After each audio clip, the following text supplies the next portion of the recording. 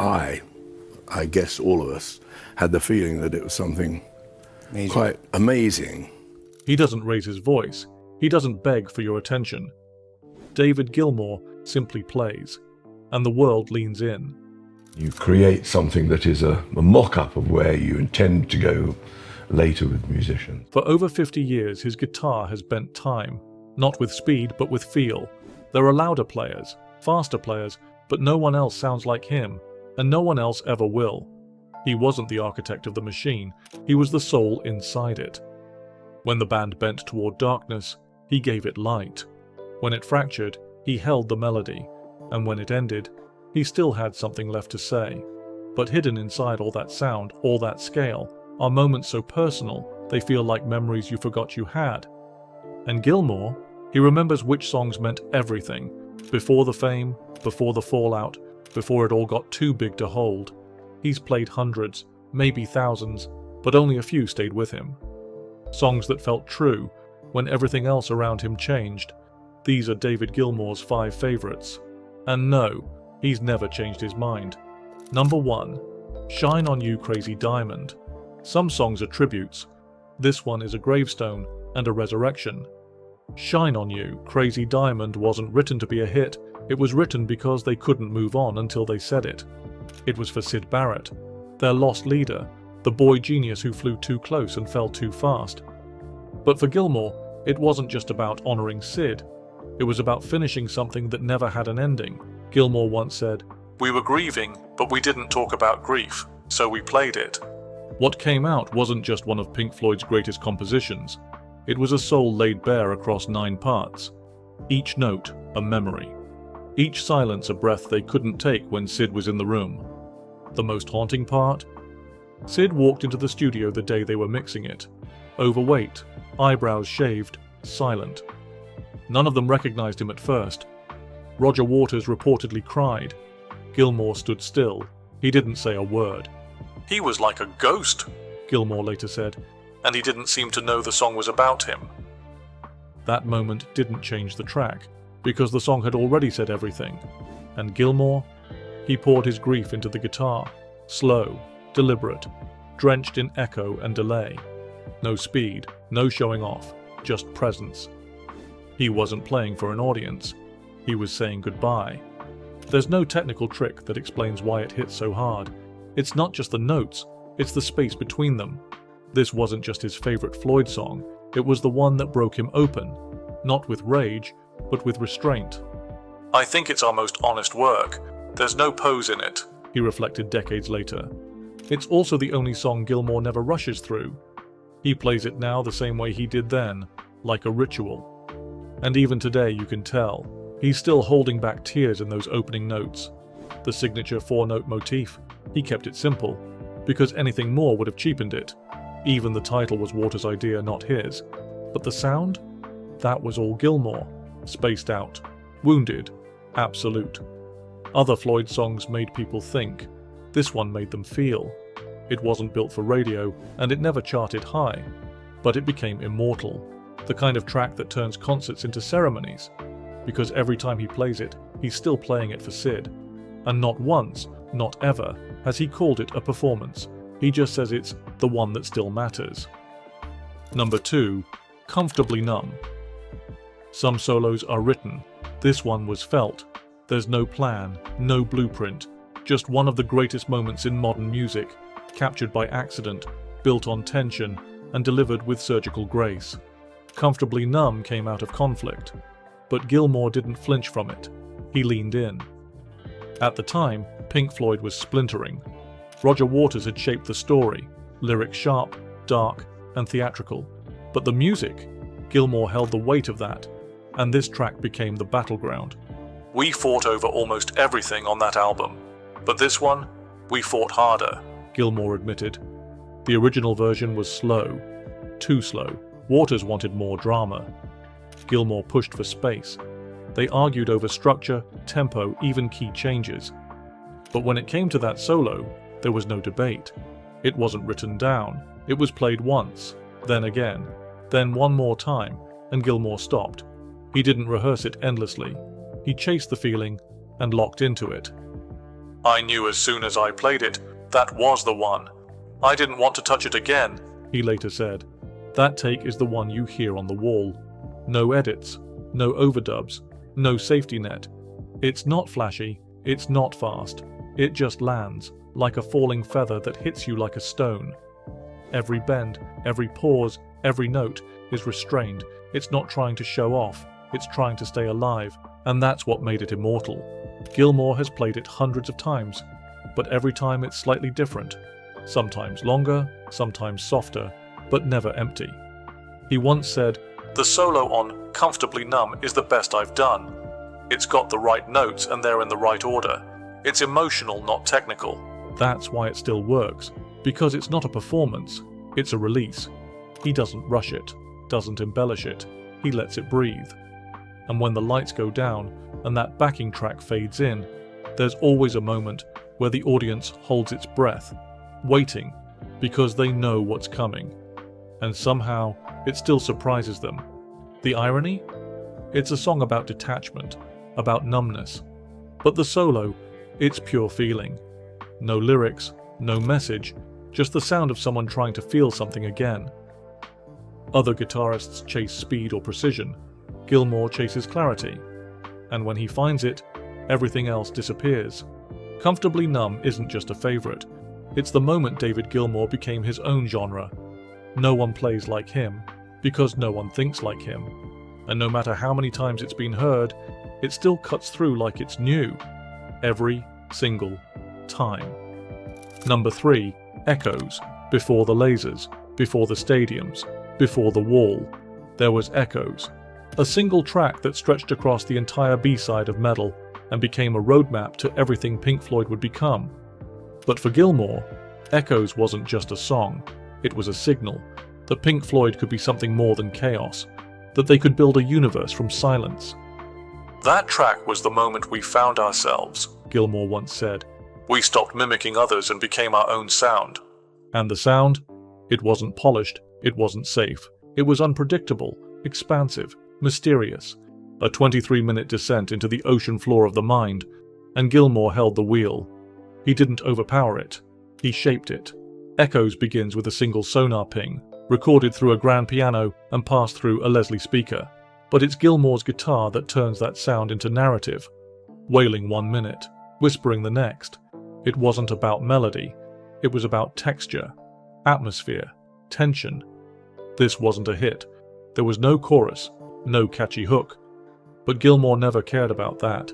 He was chasing something else. "We weren't making songs for radio. We were exploring moods," he said in an interview. "Echoes was about the space between things." That space became sacred. No one interrupted each other. Waters wrote lyrics that floated like hallucinations. Wright's keys were ghostly. Mason's drums pulsed like sonar. And Gilmour? He sat in the middle, threading them all together with a tone that didn't need to shout. What makes Echoes different isn't the length. It's the patience, the restraint, the willingness to let an idea breathe for 10 minutes before it peaks. Live. It became a ritual. No one talked, no one clapped. Audiences just watched, as if they weren't in a concert, but a trance. And when they filmed it in the empty amphitheater of Pompeii, that's when it became myth. "It was eerie. There was no audience. Just the music bouncing off stone," Gilmour said. "It felt like we were playing for ghosts." No other Floyd track gave Gilmour this much space. No deadlines, no radio edits. Just time. Time to bend notes into fog. Time to stretch phrases past logic. Time to let the song breathe and trust the listener to stay with them. Echoes wasn't the start of Floyd, but it was the first moment they knew what they were capable of. And Gilmour knew, if they could do this, they could do anything. This track proved they didn't need to compete with the world, they could build their own. And Gilmour, he's never distanced himself from it. It's still one of the only Floyd songs he says he's fully proud of. Not because it's perfect, but because it came from instinct, from unity, from trust. That's what Echoes really is. A band in sync, a sound without ego, and a guitarist who knew, finally, what he was meant to do. Number 4. High Hopes. Not every farewell is loud. Some slip in like a memory, and stay longer than the storm. For Gilmour, High Hopes wasn't just the last track on the Division Bell, it was the last word. A quiet, aching look back at everything he'd built and everything he'd lost. He once called it, "the best thing I've ever written." There's no anger in High Hopes, no spectacle, just a slow piano, a lonely slide guitar, and a voice, older, steadier, singing about paths not taken. Gilmour wrote the lyrics with Polly Sampson, his wife and longtime writing partner, and unlike earlier Floyd material, often loaded with metaphor and theatre, this one was personal. The lines weren't about characters, they were about him. The regret, the distance, the acceptance, and buried underneath it all, a quiet peace. It was about leaving Cambridge, about the band, about life. It was everything, Gilmour once said in an interview. The guitar solo is unlike anything else in Floyd's catalogue. It doesn't soar, it pulls. There's no rush, no aggression, just space and tone, every note sinking deeper than the last. You can feel him holding back, resisting the urge to say more, and in that restraint, it speaks even louder. Live, it always closes the set. Not because it's flashy, but because there's nothing that can follow it. It wasn't an instant hit. When the Division Bell came out in 1994, critics were split. Some called it slow, too reflective. But fans felt something deeper. A closing chapter they didn't know they needed. Years later, when Gilmour was asked to pick the song that best defined his post-Waters era, he didn't hesitate. "High Hopes is the anchor. It's the one I always come back to," he said. Even now, he treats it differently. There's no improvisation, no distortion-heavy finale. He plays it slow, controlled, every night, every tour. And the audience listens differently too. Phones go down, conversations stop. Because everyone senses that this song matters, to him and to them. Because for Gilmour, High Hopes isn't just a song, it's a message, maybe to himself. It's not about bitterness, it's about growth. It's about accepting that some doors stay closed and still being grateful they existed. And that final lyric, "The endless river, forever and ever." That became the name of Pink Floyd's final studio album, The Endless River, a subtle echo of Gilmour's goodbye. But High Hopes said it all first. It doesn't demand attention, it earns it. One note at a time. Number 5, Wish You Were Here. Some songs stay famous, this one stayed close. Gilmour never over-explains Wish You Were Here. He doesn't need to. Because anyone who's ever lost something, someone, feels it before they even know why. It opens with a radio fade-in, an acoustic guitar, then a second guitar, joining in, like a memory catching up to the present. Gilmour didn't write the lyrics, Roger Waters did, but the sound, the soul of it, that was his. He said, "It's one of the very few songs that came out exactly the way we imagined it." There's no spectacle here, no theatrics, just space and sadness. The vocals were recorded in one take, no edits, no punch-ins. Gilmour's voice, slightly hoarse, slightly distant, felt real because it was real. They were recording in the middle of the night, the studio lights low, the control room quiet. Everything about the process felt fragile, honest, untouched. You can hear it in every breath. This was never written for radio. It was written for someone who wasn't there anymore, Syd Barrett. But it's not a biography. There are no names, no references. It's about the feeling of absence, that ache that won't go away, even when everything else seems fine. Gilmour once said, "We spent so long pretending we were okay, but this song admitted we weren't." That's what makes it timeless, because it's not just about Syd, it's about everyone who's ever sat in a room and wished someone was still in it. The irony? Syd showed up, again, unexpectedly, just weeks before they recorded this. He walked into Abbey Road, silent, shaved, changed. They didn't recognize him at first. Waters cried. Gilmour froze. It's the kind of moment that never fully leaves you, and that's what you hear in this song. Not grief, but the echo of someone trying not to break. The guitar solo doesn't scream. It leans back. Even the mix leaves space around it, so it can breathe. And Gilmour doesn't rush the ending. He lets the last chord fade, like a conversation that almost happened, a moment that nearly returned, and then disappeared again.